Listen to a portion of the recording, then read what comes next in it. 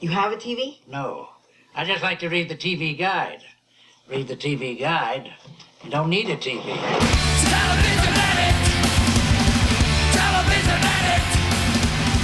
Television addict!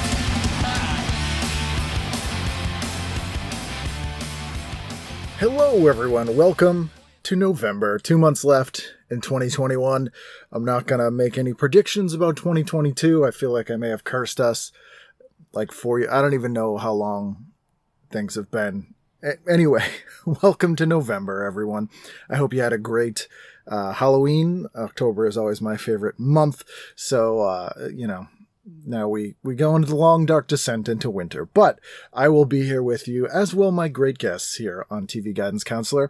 If you're new to the show, I am Ken Reed, your TV Guidance Counselor, where each and every week for the past almost 9 years and over 500 episodes, I've welcomed a guest to the show to talk about classic viewing choices of our collective past, using back issues from TV Guide magazine of my personal collection as the gateway into our memories of these things. And this week is no exception. My guest this week is the great comedian Jaye McBride. Jaye was one of the Montreal new faces this year. She's very funny.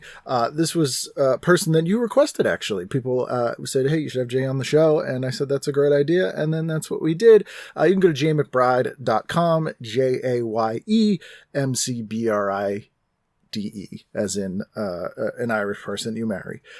And find all our social media links. I'll put them up on tvguidancecounselor.com.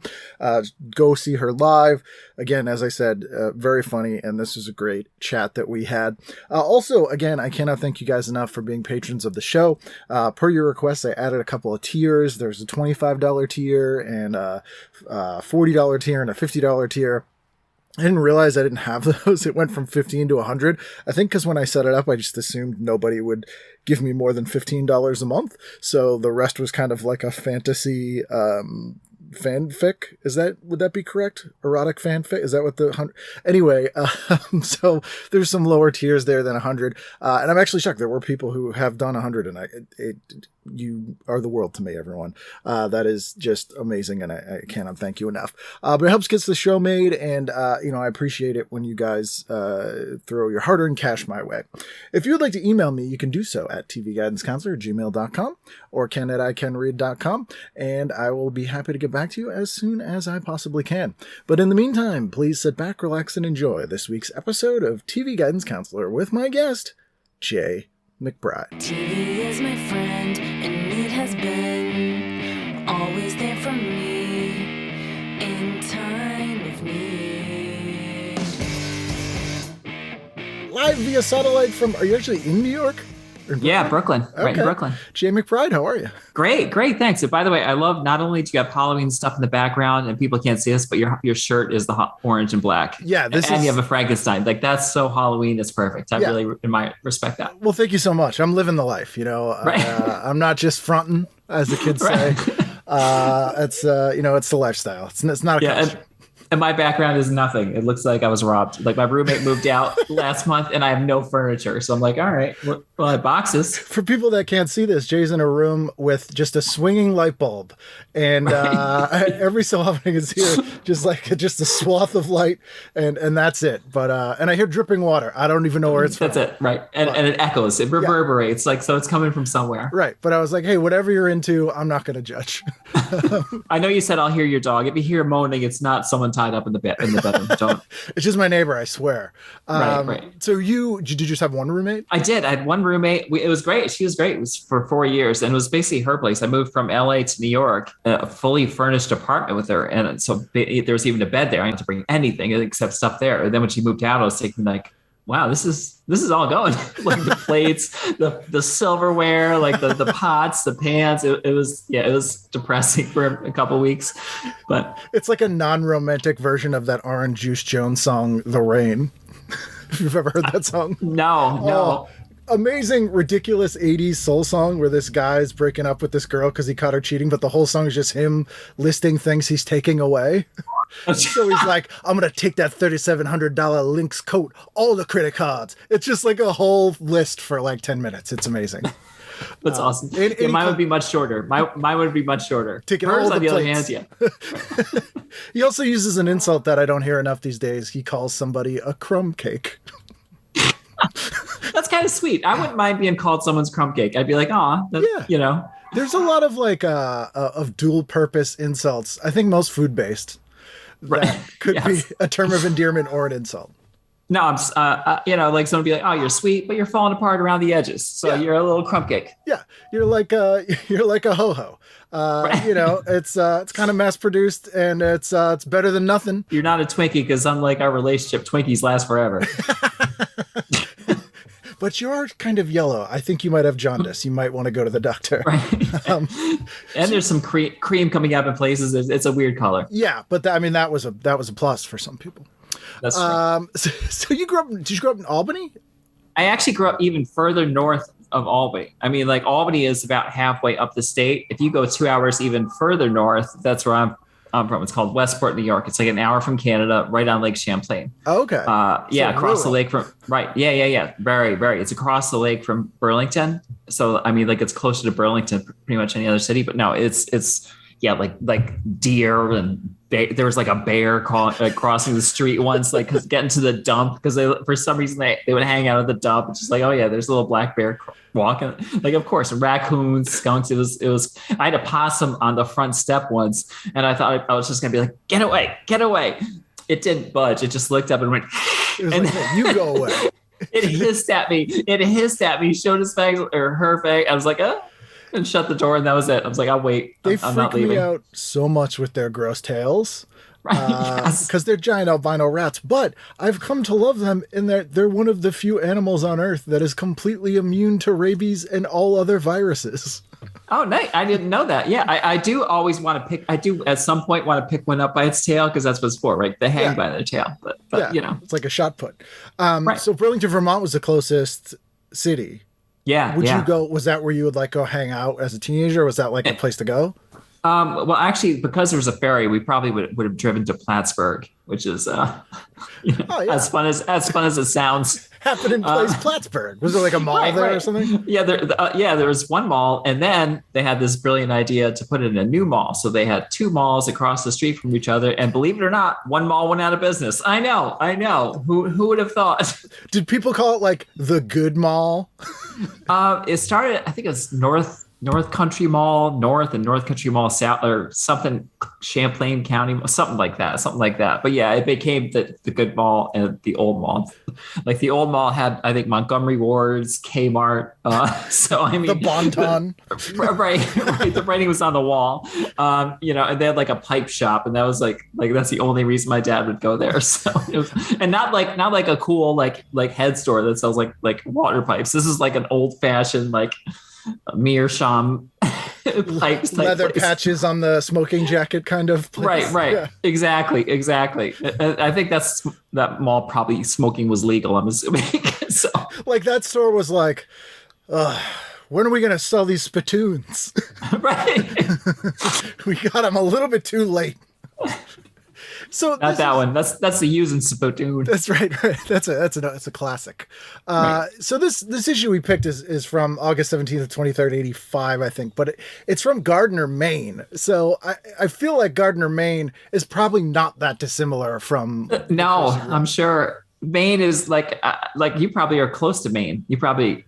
Maine is so it's weird. So some places like Bangor, where Stephen King lives, is like a 5.5 hour drive. But Portland is like probably an hour and a half, or I could get to the Maine border in like an hour. Like Maine's just enormous. It's huge. It's like the biggest state this side of Mississippi or something like that, or But at least sparsely, whatever. Right. But There's very few people. It's just big. right. I've done 2 comedy festivals there. Well, I've done one comedy festival twice, rather. The Maine Comedy Festival in a place called Bethel, which is like an hour or 2 north of Portland. Yeah, and it's insanely quiet. I mean, it's like the state shuts down at 7:00. Yeah, I don't know. It's a weird state though. Like Maine still gives kids 2 weeks off vacation every year during school, so they can help harvest potatoes. Oh wow. Yeah, that's I believe that because I forget what show I was watching. It's something like like Dirty Jobs, not Dirty Jobs, but something else similar, where they show these people with these different jobs. There's two guys from Maine. Their job was to get bait worms. So when the tide would go out, they would go into the mud flats with this like rake and just like dig it up. They're like, yeah, we're getting a bunch of worms there, buddy. Look at this one. Yeah, that's $1 worm. That's $1 worm right there. You know, and they would do this like and it was, you know, they had cigarettes hanging out of their mouth and they're just like digging through. It was insane. And I'm like, yeah, okay, I can see that. It's a strange place. It's because it's on the coast. You have that weird thing. You have Lake Champlain. Was that the lake you said this is the closest one? Yeah. So have you ever seen Friday the 13th Part 8, Jason Takes Manhattan? No, I have not. So this may be exciting for you. The film opens in upstate New York, where a boat, which I don't know if you can take a boat from Lake Champlain to Manhattan. I don't know if there's a route that you can do. I think there is. There are little locks in like a canal, I think. Okay. So you go to, down the Hudson. It wouldn't easily drift there, which it does in the movie. Right. So like people have joked that this was called Jason Takes the Boat because it was like 90% him killing kids on a boat and like 5 minutes of him in Manhattan. But it's basically, like him on this like party boat in Lake Champlain that like slowly drifts to Manhattan. All right, now I want to watch it. Yeah, that definitely made it for me. Like, there's The Sopranos. They have a thing where they're in the Adirondacks. Like, I remember there's an episode, and then they go to Montreal. I was like, how about that? Were you going to Canada? Were you like as a kid? Yeah, we used to go to Montreal all the time. And this is pre 9/11, so there weren't any requirements. You didn't have to. All you have to do is basically show your license. You're like, yeah, whatever. You're doing it, and that's like, yeah. So I mean, like. That's where we used to get beer the second we turned 18. We'd go up there. But that was cool. Montreal was such a great city. I got to do Just for Laughs this year. And I was so pissed that it was in LA because, I mean, come on. That's as not Montreal as you can get. I know. Yeah. I do like LA, but I've weirdly never been to Canada. And it's really drivable from here, but I've just never been. I don't know why. It's the other thing. So are you close to like Lake George? Is that sort of? Yes. Okay. Yes. I was actually a little further south of there, but yeah. So what's that Dracula's castle or something in Lake George? It's like a wax museum. Do you know that place? Yeah. Wow. No, I don't. But it sounds amazing. It's somewhere back here in this mess. I have a brochure from it, and I remember going there once as a kid because we used to go to a dude ranch in upstate New York. Wow. Seriously? Called the Sittin' Bull Ranch. It was man. There used to be a place called Frontier Town, too. That was like the big thing, and it was big thing. They meanwhile there was Storytown, which was in Lake George, which is like this regular amusement park. It's a Six Flags now, but then they also had the Frontier Town and Gaslight Village for people who wanted to see turn of the century people and places. Which what kid doesn't? What kid doesn't want to see gas lights and electric cars and what kids storefronts hate? Right. The Industrial Revolution. If we could take them back. Right. Kids like to be on the back burner of technology, not the forefront. That's right. Kids want dysentery and no technology. Exactly. So I haven't been up there in forever, but I always ask there. I've had a few people on from upstate New York. Scott Valentine, who is Nick on Family Ties, and Frank Whaley is from up there as well. And and I'm always like, did you go to that weird wax museum? Because it's really weird. As a kid, I remember they had a wax figure of the Boston Strangler, and it because it was like it was like a vampire and a zombie, and then just some guy. Like he wasn't even strangling anyone. It was just like a wax figure of like this guy just like hanging out. That sounds about right for Lake George. It's almost like I remember I went to Salem with my mom and we went to some of those like quote unquote museums, those witchcraft, and it's basically these terrible animatronics of just like Cotton Mather's was like, I hereby sentence you to death. I am Tituba. right. What? I say she is a witch. Yeah, it's what a bizarre thing to build an empire of tourism around. I know, but now road trip to the Dracula Museum. I'm totally going there. Oh yeah, actually, yeah. There's I think that's where Louis C.K. moved somewhere up there. So I think he has a house up there now. It'd be funny if he just bought that wax museum and lives in it. Yes, that's how he hides. Yeah. Hey, check out that Louis C.K. People come wax in, that statue. one's really good. The Boston Strangler kind of sucks, but that one's pretty awesome. That one looks a little older than I remember Louis C.K. So speaking of men, Yes. this issue of TV Guide on the cover, this is astounding. It's a Jack Davis drawing, which is pretty amazing. Jack Davis painting, no less, who did a lot of stuff for Mad Magazine. But the cover, it says, "Real Men on TV and the Wimps." And it gets better because above that, it's not just Real Men on TV and the Wimps. It's Real Men on TV and the Wimps as picked by Alex Karras of Webster. Yes. How, I mean, that's what immediately attracted him to me, quite honestly, as someone who clearly does not know a real man and what it takes to be a real man. Me both. Yeah. Well, yeah, but I have the receipts. That's true. No, but I couldn't help but read this article. Now, did you look at this? Oh, of course. Now, my favorite is that Bill Cosby was, of course, a real man, given his morals and principles. Yes, obviously. First of all, Alex Karras, he played George Papadopoulos on Webster, not George Papadopoulos that went to jail for Donald Trump. But he was a former NFL player. And then I think the first thing he did, he was in Porky's, I think. And then got the Webster gig. And I guess you'd consider him manly, but he was kind of like a big teddy bear type guy who would be like, oh, geez, I'm a gentle giant guy.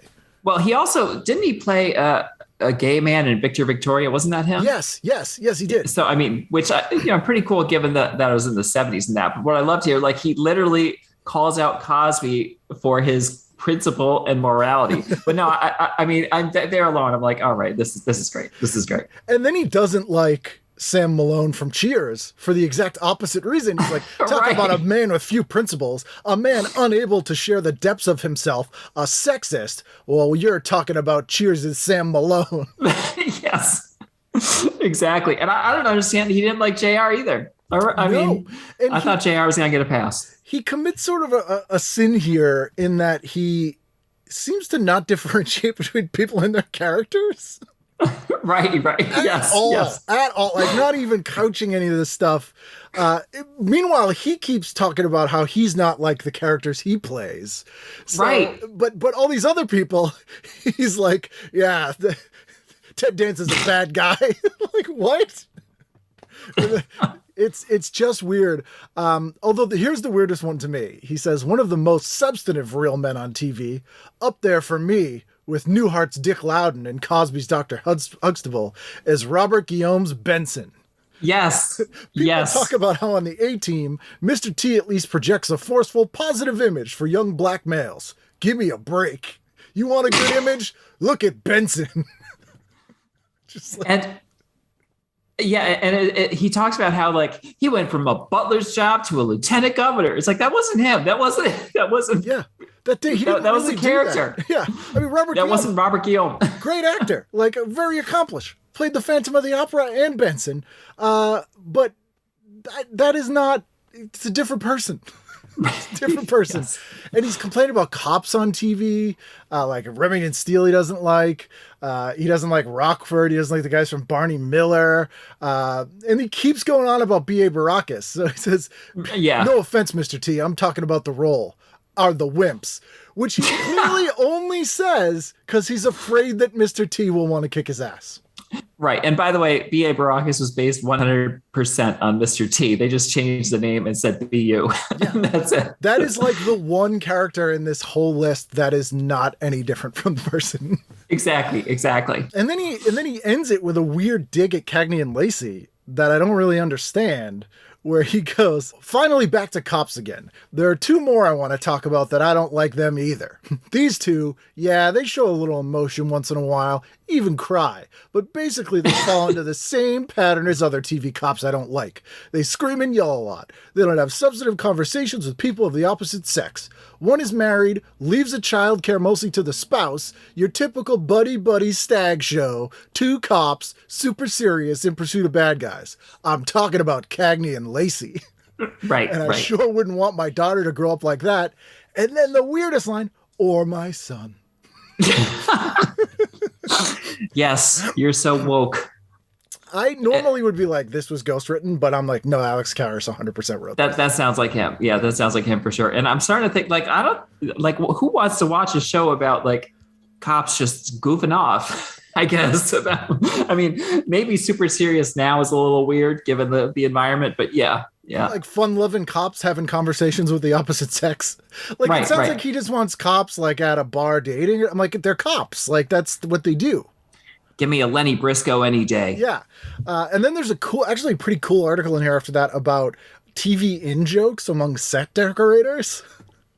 It's right after that one. And it's like pre-internet, you couldn't get stuff like this anywhere else. So it like gives you the trivia that like Brendan from Punky Brewster, the dog, is named after Brendan Tartikoff. And, this set designer thought this polka dot bear was funny, so put it in every show they did. Like that kind of stuff, which I love. Yeah, it's almost like a list of different Easter eggs that they had throughout the show. Where was the one? There's one. Producer Bruce Paltrow also produced the late series The White Shadow. Understood. Oh wait, no, that's not it. I'm sorry. But it has like this. But it has something about somebody playing a character. Who's that? Why, it's the same character who was transplanted from The Shadow, also with executive producer so and so. But that's the sort of like, yeah, it's an actor being recast. That's fine. That's not really crazy. But there was one with they used the name of a patient called Jeff Zagansky, who happened to be the name of the program executive at an episode. And I thought that was pretty cool, those little Easter eggs. One of my favorite versions of that is, are you familiar with Revenge of the Nerds? Mm-hmm. Now very problematic movie. But Booger's real name in the movie is Dudley Dawson. And the reason they gave him that name was they were filming at Arizona State and the president of the university was named Dudley Dawson and he gave him a hard time. Oh, really? Oh, that's so funny. And it's like, I love all that weird stuff like that. This also touches on, to your point, with the character being in more than one show, the weird shared universe thing about St. Elsewhere. Mm-hmm. You know that thing where it all takes place in the mind of an autistic child? No. So the final episode of St. Elsewhere, which was on for, I think, 9 seasons or something. Right. They pull back and you see the St. Elsewhere Hospital in a snow globe. And it's this autistic kid, and the whole show took place in his mind.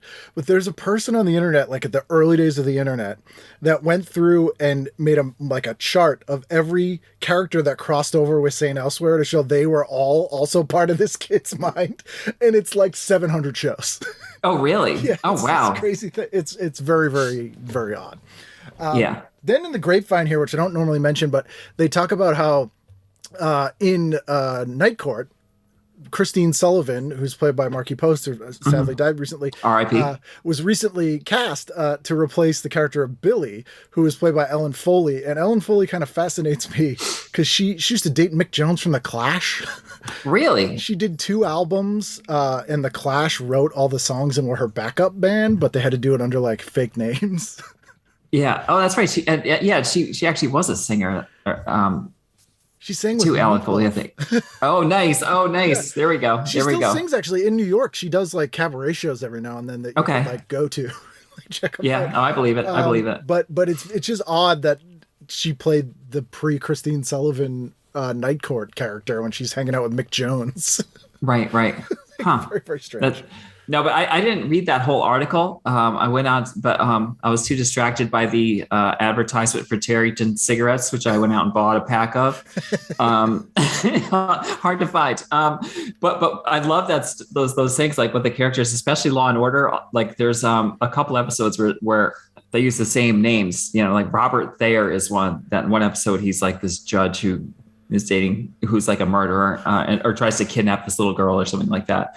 But then at the end, it's like executive producer Robert Thayer. So it's I always love seeing that stuff or seeing the same names being come back and why they're there.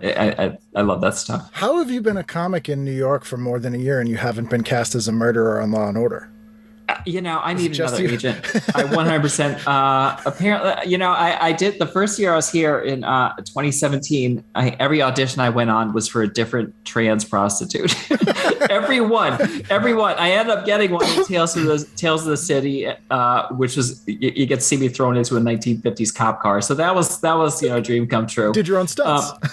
Yeah, it was great. It was like this this guy who was like a foot shorter than I was supposed to be the one manhandling me. So I sort of had to be like, you just hold on to my arm. I'll make it look like, and I threw myself down. He might be telekinetic. He shoved that woman into the car without even touching her. Right. I know. I know. And plus Law and Order is coming back now too. The original's coming back. So. Because television is desperate for anything and no one has any ideas. Yeah. The people with ideas no one talks to.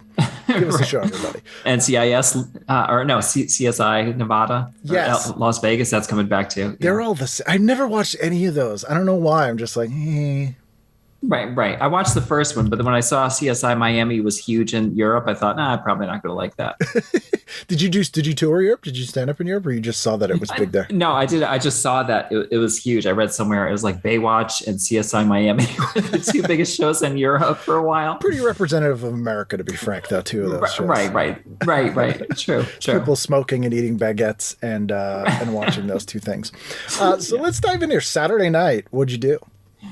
All right, Saturday night. Let me bring it up. I definitely watched Airwolf. I 100% greatest theme song in the history of television. Watched Airwolf. This show is not that well loved. It was one of the many Knight Rider ripoffs. This was Knight Rider with a helicopter. And I have another ripoff of Knight Rider later on in the week. This was Jan Michael Vincent, who was a big up and comer in the 70s, and then kind of coked his way out of. I think he might be dead actually at this point, but he was really good. There's a movie called Big Wednesday that he's amazing in, and then you just saw him just get worse and worse as Airwolf went on. But one of the things I love about Airwolf, to your point earlier about names, they had the best character names. And they're clearly not taking it too seriously. So this particular episode is in East Germany, but so they're all with a German stamp. But we have Maria von Förster, Dr. Karl Kruger, Vladimir Kudrinskov, and somebody just named Zeus. Well, plus his name is Stringfellow Hawk. Yes. Which, I mean, that's not a name. That's not a name. That's like a weird sort of cheese, but you don't want to eat it. You know? Right. I don't know. Or like the name an idiot makes up in a bad comedy when they have to make up a fake name. Right. Like, what's your name? I'm Stringfellow Hawk. Right. Okay. Not a bad choice. Like a show that's always entertaining, even though it's not that great. Yes. Then 9, what'd you do? 9, I would watch Give Me a Break. I know. Now, Nell Carter, I have a soft spot for Nell Carter. She's always great. Well. but yeah, I didn't really find anything else to watch. I sort of put that, and our family used to watch Mama's Family all the time. So sorry. Terrible show. It's terrible show. Maybe the worst sitcom ever.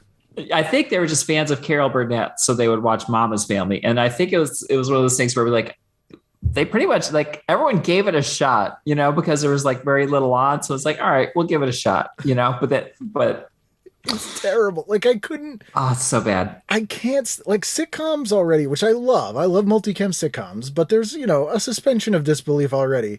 But having like the main character so clearly not be that person at all, like Alf was more believable than Vicki Lawrence as Mama on Mama's Family. Yeah, and that actually went into syndication too, which is even like the more shocking part, I think. First like that actually syndication too. Oh, was it? So it got canceled by NBC or ABC, and then they brought it back with new episodes in syndication.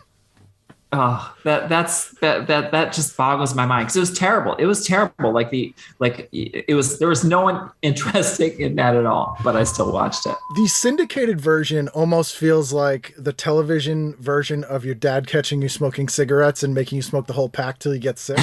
Because I hated the network one, and they're like, "Oh, that was no good. How about this one where we don't even have Rue McClanahan?" now which one's bad? Right. But also, by the way, at 8:00, even during a commercial for Airwolf, I'm flipping it to TJ Herker because Sharon Stone is on that. Yes. I want to see a young Sharon Stone. Who doesn't? This was when she had just been in King Solomon's Mines, the Canon movie, which there's this amazing documentary about Canon Pictures, who made like all the, if you ever seen it, it's called, what the hell is it called? Oh, Electric Boogaloo. This documentary. And in the movie, It's like a ripoff of the Romancing the Stone or Indiana Jones. Right. And Cassandra Peterson, friend of the show, plays the villain in it. And she's interviewed and she's like, Sharon is very smart and she'll tell you that. And she was very, like, everyone on the set hated Sharon Stone. She was just like a total bitch to everybody. And she demanded a milk bath every night. And Cassandra said that, like, the local South African people definitely added things to the milk bath. Oh, that's so gross. It's really gross. And the best story is, so the guy who owned that company was this Israeli guy, Menachem Golan. And he goes, all right, give me that stone woman. So they hire her for the show, for the movie, and they shoot the movie. And then they're showing him the movie. It's all done. They're showing him, and he's like, who's this fucking bitch? And they're like, what are you talking about? This is that stone woman. He goes, no. Romancing the Stone. And they're like, you wanted us to hire Kathleen Turner? And he's like, yes. So she was in this movie. He didn't even want her. So she was popping up in the weirdest places at this time. This is like pre-Total Recall. Right. And in this TJ Hooker episode, Joanne Willette is in this, who's up from Maine, actually, was on Just the 10 of Us, who's also been in the show, in her second ever role. Oh, really? Oh, neat. A weird episode. I never really watched that show, though. Yeah, I never watched TJ Hooker. But I don't know. I just like saw that as I was going through the episode. I was like, oh, why not? Yeah, let's give that a shot. Let's take it. Let's see what she looks like. This is a backdoor pilot, actually. So this was an attempt to make a show built around Sharon Stone as a Hollywood vice detective. So really? In this episode, Hooker teams with a Hollywood detective in search of a murderous jewel thief. Oh, that's that. Yeah. Okay. So I saw that backdoor pilot, but I didn't know what that meant. Yeah. It's like, let's introduce a totally different show in this show. Or like, it's a character we've never talked about before, but all of a sudden they're our best friend.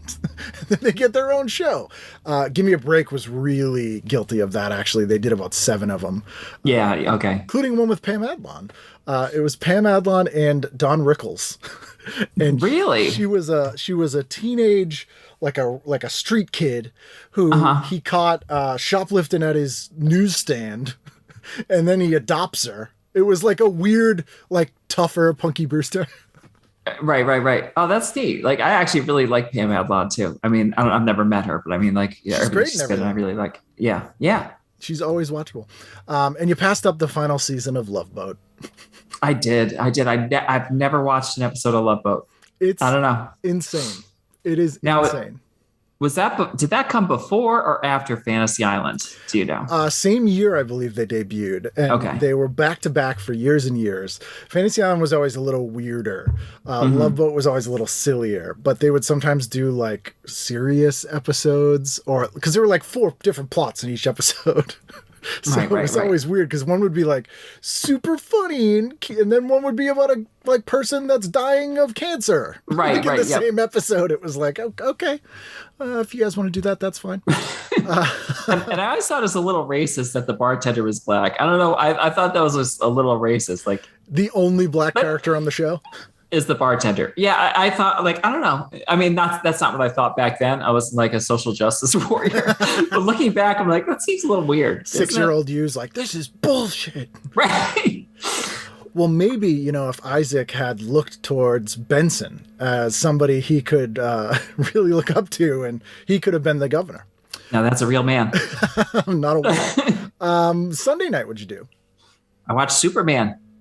I watched it from 8 to 10. Didn't leave my place. Didn't leave the rug. Sat there like this the whole time watching it. So I'm trying to see if this is the 50s George Reeves Superman. No, it's the Christopher Reeve. Oh, it's the movie. Sunday night of the movies.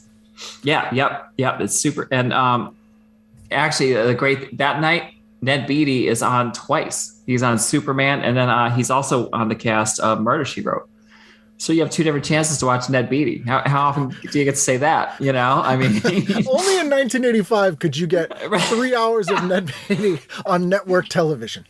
Exactly. And I mean, like, first of all, he was great in Superman. So, he's great. He's another person that's great in everything. Like, I've never seen Ned Beatty in a thing where I'm like, I would have liked someone else in that role.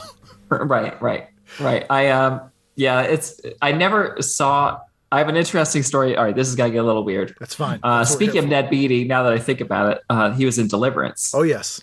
Yes, he is. Now, when I was in 11th grade, or maybe 10th grade, my English teacher suggested I read Deliverance for a book report. He suggested that to me. Now I didn't, because I never read anything, and I think maybe he was just testing me. But I was like, looking back now, I'm thinking like, I know it was supposedly a great, like it won a Pulitzer, but is that really the right book? I would not recommend that to a kid. No.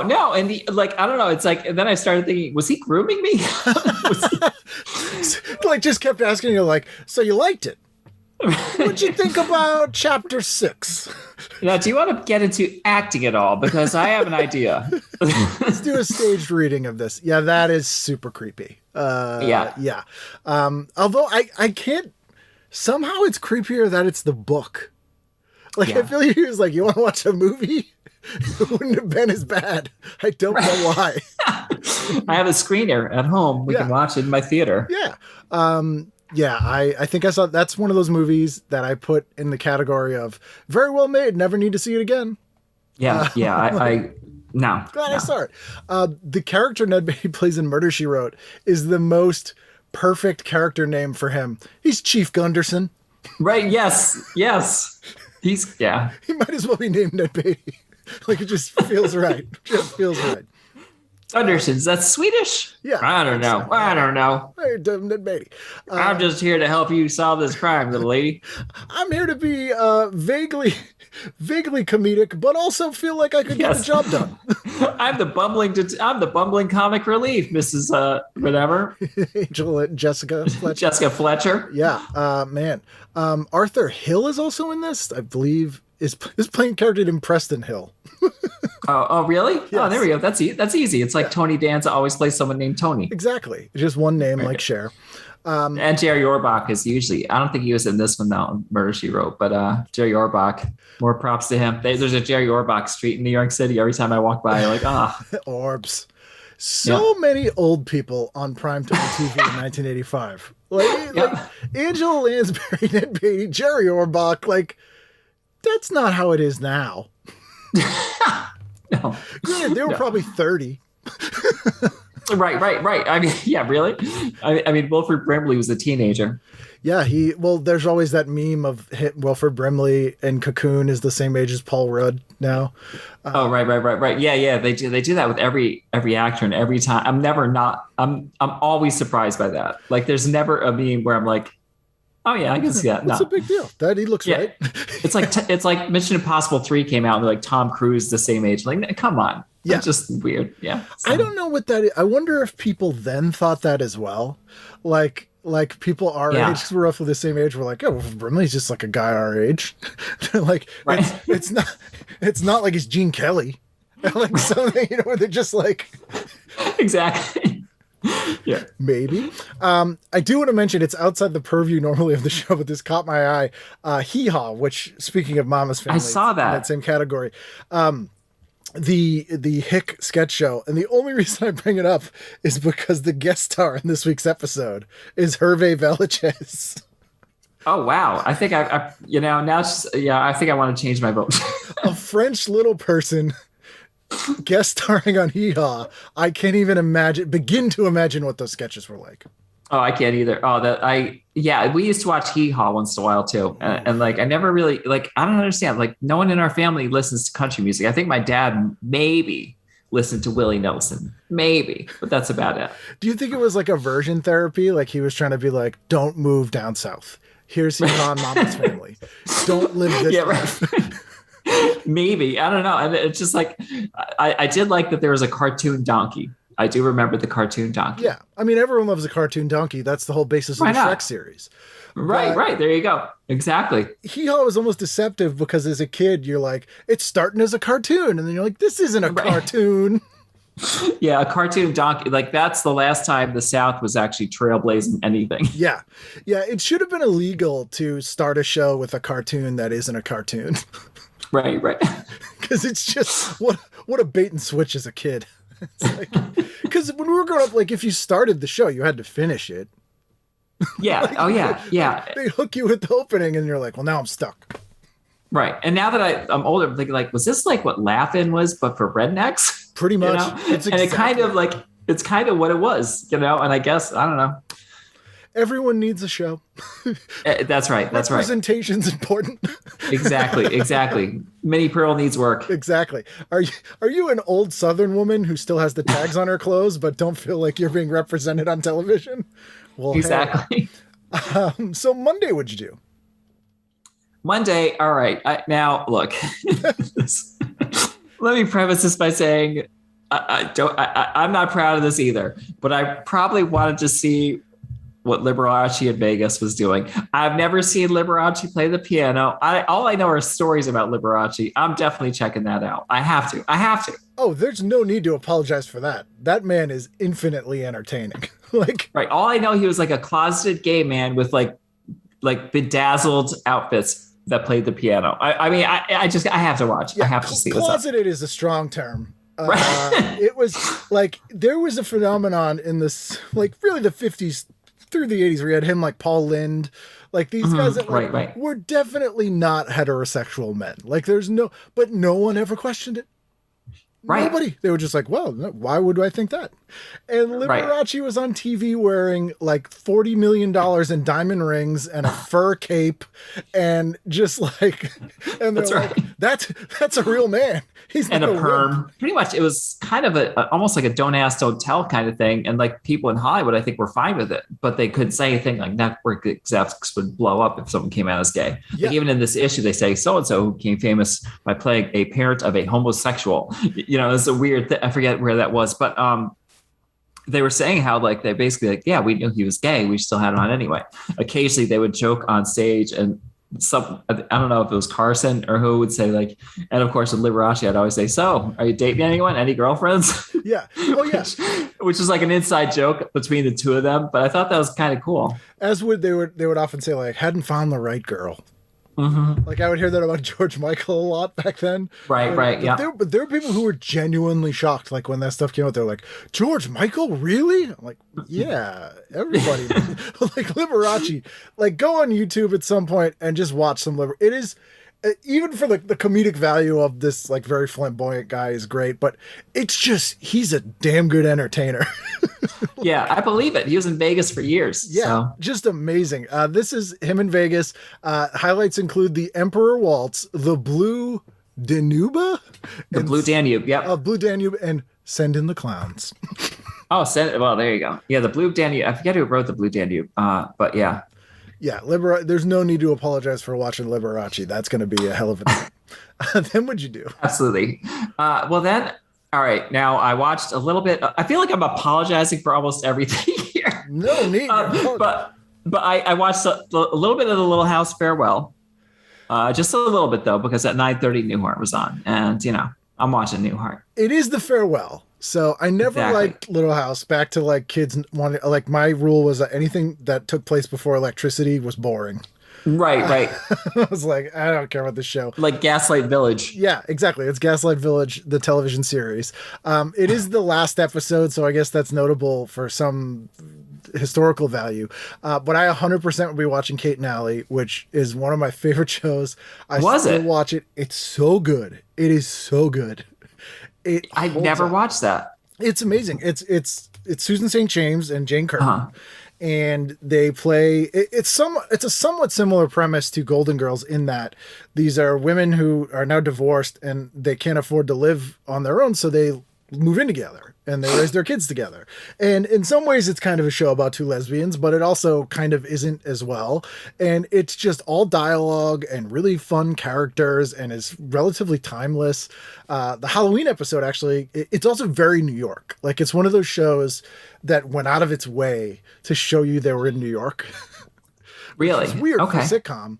And back then especially. I mean, this is before, Friends and before Seinfeld. Seinfeld, yeah. And every episode of Kate and Allie opened with a cold open on film segment of them walking around New York just like chatting. Oh, I gotta watch that. I have to watch that. That sounds real. It sounds like something I would love now. It's great. It's very funny and charming and a great show. Because CBS Monday nights, like that hour of Newhart and Kate and Allie, both those shows are so timeless. I rewatch them often and love them. And you went with Newhart, which a Vermont show.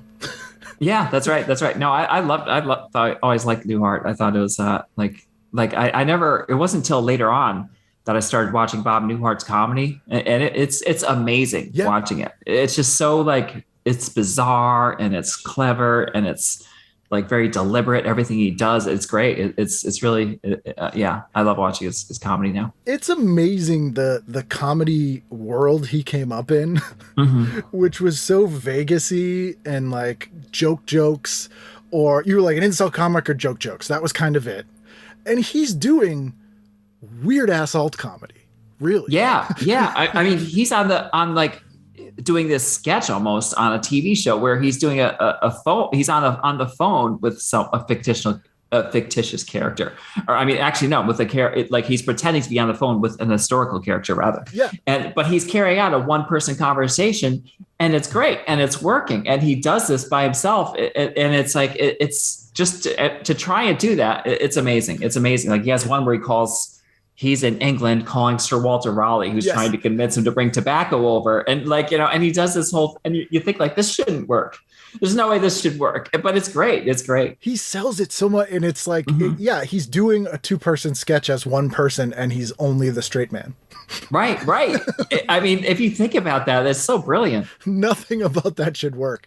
And it translated really well to the shows he did as well, because his character in comedy was so sort of just ripe to be a straight man, and these shows where these lunatics are all around him.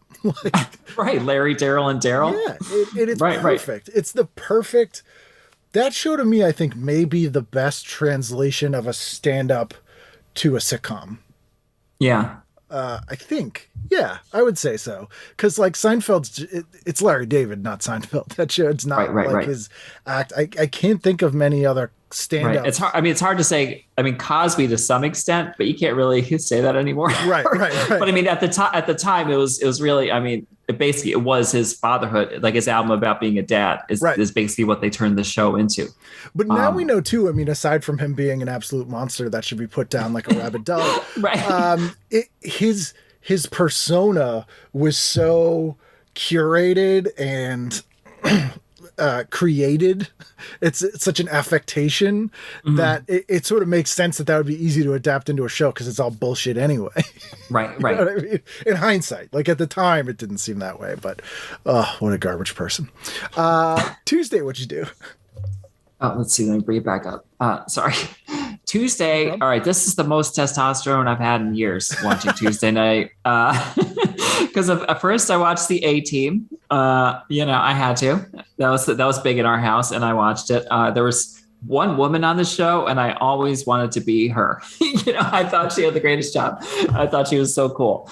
But I definitely watched the A-Team. Even though, and one thing I realized, by the way, these are all repeats. It was a summer, but I'm assuming I'd never seen it before. We watched the A-Team. And then after that, at 9, when we were talking about Knight Rider ripoffs, another great Knight Rider ripoff was Riptide. Yeah. Which, I mean, here, everyone's like, oh, how can we get a smart car? I was like, a plane? No, we got a helicopter. How about a boat? Yeah. So now they have to write every story like, oh no, they're getting away in the ocean. Like every story. So it's like the joke people used to make about Aquaman, where they're like, yes, to get them, but it's the same kind of thing. And Riptide managed to be a Knight Rider ripoff and a Magnum PI ripoff. Right. So they were like, guys, all right, go with me on this. Knight Rider, but it's a boat. And they're like, all right, I'm listening. With 2 Magnum PIs. And they have a nerd with a robot. Right. Yes. The robot is what did it. Yeah. The robot's what did it. Like you had a robot.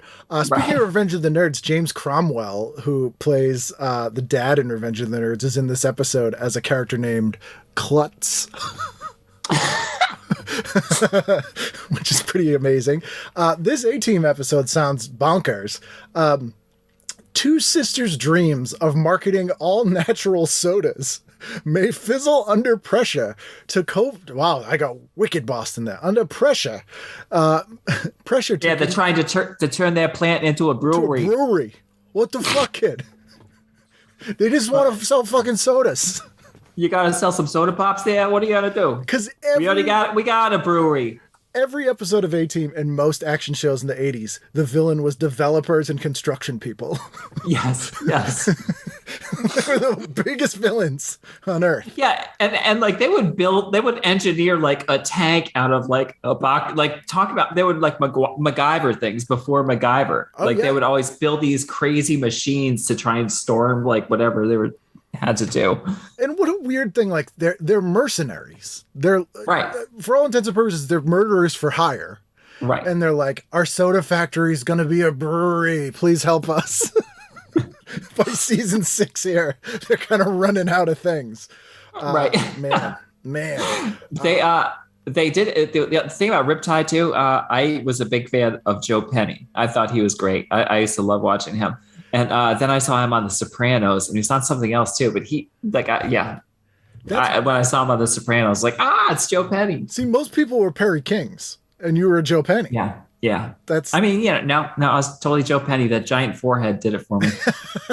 Perry King was kind of a showboat with that mustache. Right, exactly. No pun intended, showboat. Right. Wednesday, what'd you do? Wednesday, assuming that Police Academy, assuming you have HBO, Police Academy was on. Yeah. And that I would probably watch that, because that would have been like my first chance to watch like adult sort of ish content as a kid. The first one is pretty R-rated comparatively. Yeah. But I really love the Police Academy movies. My cousins love them. Like they'll talk about Miami Police Academy 6, like something in Miami. Mission I'm like, Miami. oh, come on. Do you know who's in that movie? Oh, no, I don't. Todd Barry. Oh, and Carrot Top. Really? They are both from Florida, and they are extras in that movie.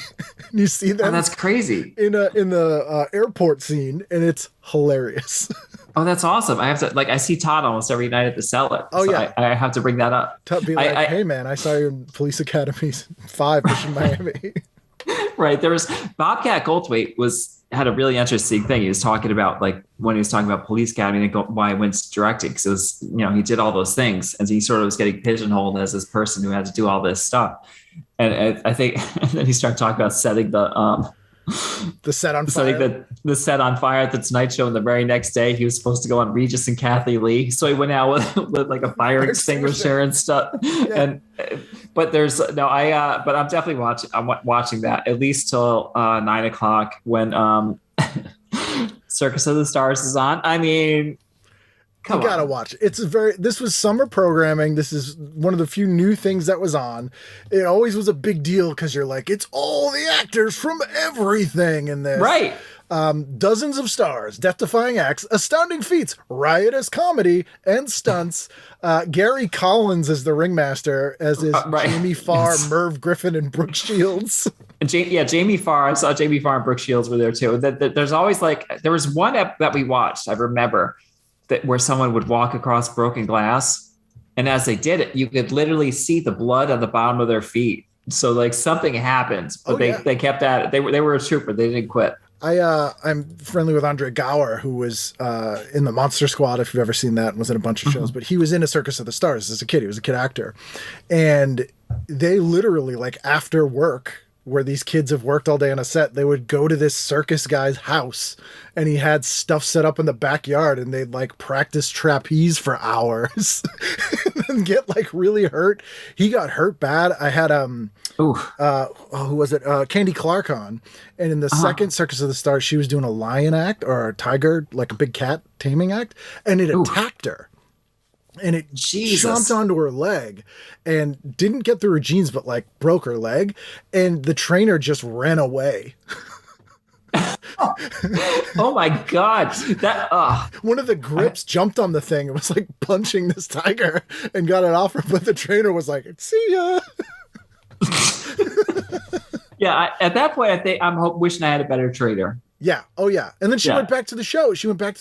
And they let her do a trained pony act instead. Which Jesus, I hope she sued. No, she was just like, it happens. Yeah, but I think that's why we don't have that show now, because actors then were like, sometimes you get eaten by a tiger. And now they'd be like, I'm suing because that tiger. Yeah, I know I just signed a 3-picture deal with Universal, but There's Yeah. no way. Let's take away the net. Right.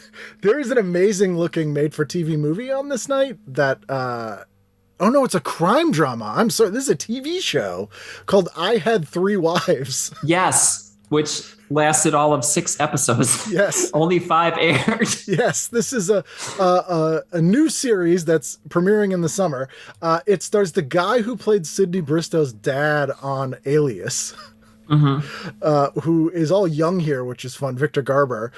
Victor Garber hopes to find out who's trying to kill his bungling divorce lawyer, and at the same time learn why Andrew has adopted a young rebel attitude. Andrew's played by David Faustino, who then went on to Married with Children. Oh, yeah. It doesn't mention what the three wives have to do with anything. Yeah, I don't think they're there for much. I think the roles look good, basically. So in the actual ad, it says he couldn't live with them. Now he can't work without them. Every week, this private eye takes on a new kind of danger with the help of his business partners who used to be his marriage partners. So it seems to be the premise is like this guy married Charlie's Angels and divorced them all, but still has to work with them. Right. I think that's a perfect way to put it. I saw that. Like, there's that one. There's another show that they showed later on, Hometown. Oh yeah, which is another one that did. And I thought, like, I've never heard of these shows, so I googled them, and neither one of them. Well, I'm sure we'll talk about Hometown later, but I was like, neither one of them. I've never heard of either one. What happened to them? So I googled them. The good thing was they didn't want to lose money on shows that they knew they weren't going to air, so they would burn them off in the summer. So it was kind of cool, at least, that you got to see them. But the worst was if you really liked the show because you knew it wasn't coming back. So it was like it was just setting yourself up for heartbreak. Yeah, that happened with was it Sledge Hammer? Oh yeah, Sledge Hammer I love Sledge Hammer. That was a great show. I remember it was on. We would watch that like religiously every week, and then it was gone, and we're like, that doesn't make any sense. That was the best show ever. Yeah, only 2 seasons for Sledge Hammer. 2 seasons and 1 comic book. I didn't know there was a comic book. Yeah, I do know that. Yeah. Marvel did a Sledge Hammer comic for 1 issue. Oh, I could see that's on brand for them in the 80s. It seemed to work. It worked pretty well. If you did Circus of the Stars, what act would you do? You know, I don't know. I would probably try. I think I'd be pretty good at the high wire. Really? Yeah, I think I could do pretty well there. I think I would avoid the tiger after hearing that story. Obviously, like the clowns, you think that, but no, I think I wouldn't mind the high wire. So you want to do a Death Defying? You wouldn't want to be the human cannonball. Yes. That was always. That's right. Alex Trebek did that 1 year. Did he? He's human cannonball. They blow him up, and it's pretty cool. It made me respect Alex Trebek quite a bit. I mean, the trapeze seems kind of easy because it's basically just someone throwing you and another person catching you. You know, that's not a lot there. You're basically being Jennifer Grey in Dirty Dancing at that point. Right. Swayze's doing all the work there. Exactly. But high wire would scare me. Thursday, would you do? Well, what about you? What would you do? I was thinking about it, and I really don't know. I feel like I would probably do that thing with the motorcycles in like the cage. Oh, right. Oh, that would scare the shit out of me. See, that seems like that feels engineered to, like that feels like the way it's designed would keep you safe. It may be totally not the case. Right. But well, aren't there like safe. 2 going or something, or is it just the one? Yeah, there's 2 going sometimes. Yeah, you talked me out of it. I think I'll go with the tiger cage. Although if it's just you give it a shot. Maybe for the Circus of the Stars, they don't. You know, maybe I'd do the pony training act. Go with the ponies. Right. I'll sell popcorn outside. Yeah. That's what I'm doing. Yeah. Swimming with dolphins. Is that a circus act? Yeah. I'd give that a shot. How about, you know how the seal blows the horns? How about if I blow the horns? Yeah, I'll do it. I'll blow the horns. I can't the balance seal a ball. Can take the night off. I'll do the seal horns. That's fine. I'm going to try to be famous just to do that. Right. Thursday, what'd you do? Thursday, I watched NBC all night. It's a good call. It's a great lineup. Thursday, I forget. I'm sure they called it something, but yeah. No. It's pre-must-see TV. This is sort of the first year that NBC really started sort of taking over Thursday nights. So Cheers was almost canceled twice when it started, but NBC didn't have anything else. Right. So they kept it going. But this is when like Night Court came into the picture. It's just a really great night. And before the lineup starts, there's the 2-page spread for Hometown. Right. Oh, right. Yep. Which looks like, I mean, you know, I don't want to say star-studded, but there's some Daniel it's Stern. got some people there. It's basically The Big Chill, the TV series. Right, I guess right. is kind of what it is. It's like we're sort of getting into the yuppie era. And it's sort of old friends. Let's see how they describe it here. The debut. Oh, my screen has gone away. Oh, there we go. Yeah, I see it here. It's a series founded on the relationship between college friends from the 80s who kind of got sucked up into the mainstream in the 80s. In the opener, the friends catch up on old times to reveal new hurts after gathering for the somewhat belated marriage of Ben and Mary. It sounds boring. Yeah, Jane Kaczmarek. Oh, yeah. Daniel Stern is probably the most recognizable one that I see in there. Frank Lutz. Who else we got in here? Christina Eastbrook, Daniel Stern, Barbara Margaret, Hattie Winston. Yeah, it looks like they spent money on this show. It's a bomb. Right. Because we got Family Ties, we got Cosby, we got Cheers and Night Court. Like, that is killer 2 hours. And I think that was right after, probably right after Back to the Future. Yes. So, yeah, I mean, it was at a point, it's like, yeah. Yeah. They were running on all cylinders. He shot at the same time now Family Ties during the day, Teen Wolf, and Back to the Future all at the same time. At the same time! God. Like... That's why he wasn't in Circus of the Stars. Yeah, he was busy. He was busy doing that sort of thing. You passed up Simon and Simon, the show that's basically Riptide without a boat. It's a Riptide for people who hate boats. Right. Only in this one, the brunette has the mustache. That's right. You don't want to get it too confused, so you gotta pass that mustache around. Exactly. Yeah, Hometown. I'm kind of curious just to see what that's like now. But also, Hall & Oates in Concert is on HBO. What a weird thing to have on HBO. I know, right? Right. John Oates used to hang around in New York comedy shows a lot. Really? A ton. Like, especially, he'd go to Eugene Merman's shows all the time. Uh-huh. And he loved Eugene, and he would call Eugene all the time. Like, I'd be with Eugene, and he'd be like, I gotta get this. Hi, John Oates. It'd be like, it was really weird. I need groupies like that. Yeah. Yeah. We all need a John Oates in our life. Yeah. Where's Simon Le Bon? Yes. If you move to London and do comedy there, and then Simon Le Bon will come, you'll be like, hi, Simon Le Bon. Hey, what's up, Simon Le Bon? He's a big fan. Friday, final night of the week. What'd you do? Okay. Friday, there's a movie on called Dreamscape, which is terrible, and I loved it. It's where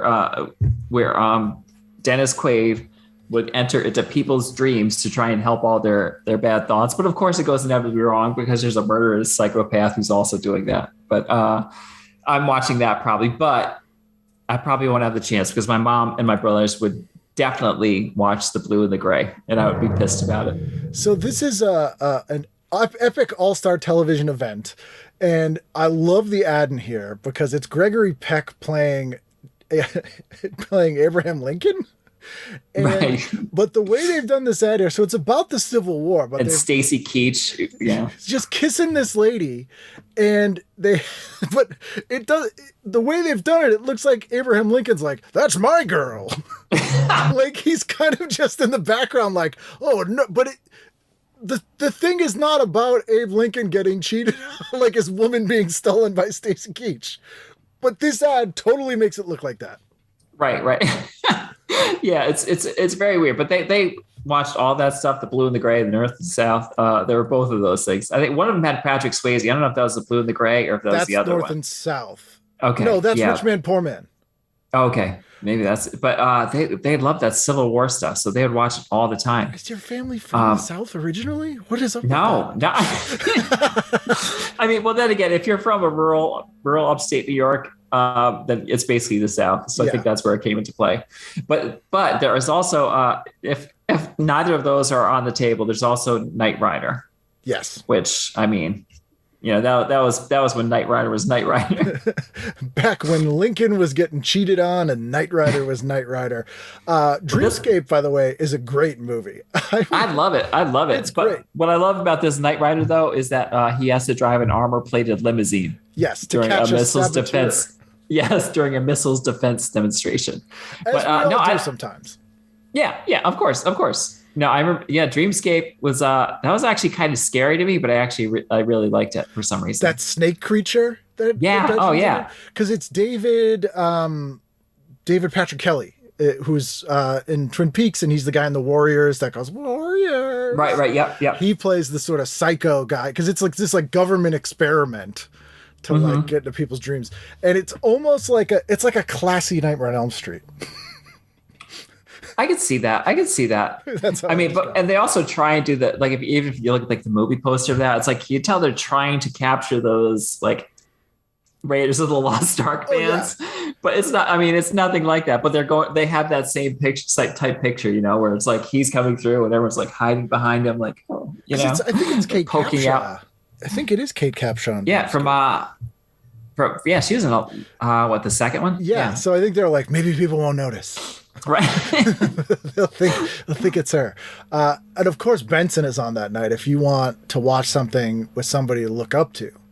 Right. Benson is on. Yeah. I do like Benson. That is a fun show. It's not what I would base my adult life on, but then again, I'm not Alex Karras. Right. Yeah, I never really got into that. I really hated that one character, Rene Auberjonois. Oh, yes, as Clayton. Yeah, well, he was supposed to be unlikable, but he just was weird looking and kind of creepy. Yeah. It's just like he always bothered me. I don't know why. Most of Benson boils down to people doing something and then Robert Guillaume going, "You're an idiot." Like that's pretty much every joke in the show. Or him just going, "Mm-hmm." That's like pretty much, and it works though. I'll watch it all day, every day, because Robert Guillaume is very, very likable. Yeah, that is the whole week. There's also Off the Rack is on, which is another show that they burned off in the summer. This had Ed Asner in it, Claudia Wells from Back to the Future. It was about like a clothing business that just aired in that summer. Miami Vice is on. This is what I love how they kind of shit on the songs in this episode in the listing. It goes, Crockett and Tubbs get the quote unquote smuggler's blues when they pose as contrabands, which I didn't know that was contrabandits. I don't even think that's a word. Is that a thing? That a thing? I guess it is. To smoke out whoever's been killing drug dealers and their families. Glenn Fry, formerly of the Eagles, plays bush pilot Jimmy Cole. I guess that was like would make you watch back in the day, right? Oh, there's a musician. I guess. I don't know. My favorite Miami Vice stunt casting is, I believe Phil Collins plays a drug dealer. Oh, okay. Yeah, I do remember he was in an episode. I didn't remember what it was. Which is, I mean, I'll watch Phil Collins be a drug dealer. I mean, I think why not? The whole family can enjoy that. No, normally I read the Cheers and Jeers. There are no Cheers and Jeers this week. I know. They had to make more room for Terraton low tar charcoal filter cigarettes. But and the Columbia record deals. Did you used to do those? Oh, all the time. So much mail fraud. It was so bad. I had so many aliases. I had the smuggler's blues from all the aliases. From all the you contraband it. Yeah. I mean, this is pretty good. So this is, top hits for the price of one. This is tapes here. But there's some pretty good, we get Around the World in a Day, Prince, Pointer Sisters. Like, I feel like you couldn't go wrong with most of this lineup here. Yeah, they have VHS in there too, earlier in the oh yes. The issue too. But also one of the things I noticed, like there's a National Geographic about Patrick Edlinger, who is like a free solo climber, which I thought was interesting. Oh, you're right. That is, and it was like 5 years before he like fell off one of the Alps and nearly paralyzed himself. Oh, he didn't die doing his what he loved, but he died falling down the stairs though, which is, and I'm not even kidding. Is it a Twilight Zone episode? I know. I'm not gonna make fun of it because it's tragic and all that. But he apparently I looked at him a little bit. He was one of those guys like before free solo, and he fell off one of the Alps and then died. Jeez. Like he in his home, and he fell backwards down the stairs or something. And it's just crazy. He fell down the stairs at his home, and that was it. I think that would actually be ironic if you wrote a song about that. Yeah, that would be right. Then there's an article here about Sean Weatherly, who's a former Miss Universe and now works at SeaWorld. But the headline's really weird because it says "Danger down below, the beauty and the sea beasts." That's what I put on my dating profile. Danger down below. Yes. Fair enough. Beauty and the sea beasts. Right. Exactly. It works for everyone. Yeah, really. And then there's a big article in here about Hometown. And I posted this on, I think, Instagram or Twitter the other day. But there's an ad in here for Coors Beer with Mark Harmon. Mark Harmon. It is the most unconvincing photo of a man holding a beer I've ever seen. Like, it does not look like he's ever held a beer in his life. Like, it's right above the CBS record and tapes. Right. Just like, I mean, he's a handsome guy, sexiest man of the year, 1985 for sure. But this is not like, no, they've made him look like a dude. Yeah, the mom jeans aren't helping, and it looks like they cropped his face on there, essentially. It doesn't look like his body. Like, his head does look a little bit too big. Right. And then it has a quote from him, even though it's a print ad. Aging is just as important to beer as it is to wine. And then it's about this whole thing about how you age beer, and it's just like, this ad is not making me want a Coors. I'll tell you that right now. No, nor should it. I think this is the year that he played Ted Bundy as well, which is extra weird. Oh, that's right. No, it was. I think it was on this week too. I think The Deliberate Stranger. Point. Like, hey, right. You know what people would buy a Coors if Ted Bundy gave it to him? I mean, Ted Bundy was in Colorado. How perfect is that? Yeah, people liked him. Right. Have a beer from Ted Bundy. My God. Although my favorite article title here was "Dear Beth, if you don't call, I'll kill myself." Yes. But that was kind of a fascinating article about like advice columns. Right. It was about Tracy on The Young and the Restless too. Yeah. Man, the writing is good in a lot of these, and I some of the articles are like kind of hard hitting. I'm like, this is like actual journalism. It's not like a BuzzFeed list of like top 10 suicides on soap operas. Right. Like that. Is there anything you've been watching like in lockdown, or any comfort shows that you've revisited to just like a chill out show that you put on? Well, I do love like Law and Order shows. I love all of them, but I recently discovered that Law and Order UK is on Amazon. And it's when I started watching it, and all the every one is based on a script that was on the original Law and Order. Oh, weird. Yeah. So they do change it slightly, but the names a lot of times are exactly the same. And so I'll watch it. I'll be like, oh, I know this. This is the one where the doctor convinced him to kill the wife. You know, and it takes a while for me to figure out which one, but it's pretty much fascinating because I'll have a lot of the same lines on it. But I love that stuff. And I was also watching, I think this again. I'm mostly vegetarian, but there's a show on Netflix called Meat Eater. Okay. I know. It's about this.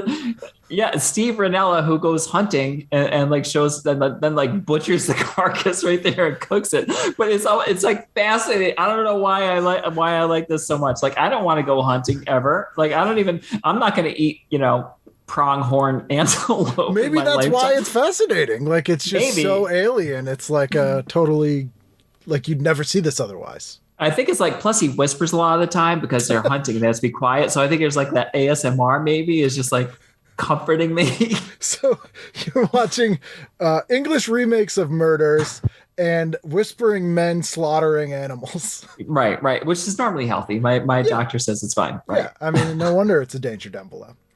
Right. Well, thank you so much for doing this. It's been great talking to you. Oh, this is a lot of fun. Thank you so much for having me.